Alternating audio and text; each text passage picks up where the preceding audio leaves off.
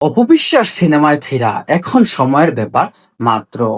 একসাথে কয়েকটি সিনেমা নিয়ে চলে আসছেন আলোচনায়, বড় ঝড় তুলছেন অপবিশ্বাস।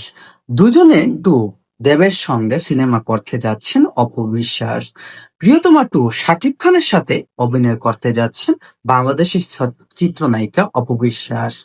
আর বন্ধন টু জিতের সঙ্গে বড় পর্দায় অভিষেক হতে যাচ্ছে চিত্রনায়িকা অপবিশ্বাস। তিনটি বড় বাজেটের সিনেমায় তিনজন সুপারস্টারের নাম আর একটা নায়িকা অপবিশ্বাস। তুমি কোন সিনেমার জন্য সব থেকে বেশি আগ্রহী হয়ে আছো? তোমাদের মতামত অবশ্যই কমেন্টে জানিয়ে যাবেন। প্রিয়তমা নাকি দুজনে দুজনা টু সিনেমা নাকি বন্ধন টু সিনেমা, আপনি কোন সিনেমাটা দেখতে আগ্রহী? শাকিব খান অপবিশ্বাসের প্রিয়তমা টু সিনেমাটি দেখতে আগ্রহী আমি। আপনাদের মতামত কি? অবশ্যই কমেন্ট করে আপনাদের মতামত জানিয়ে যাবেন। আপনাদের মতামত আমাকে ভিডিও বানাতে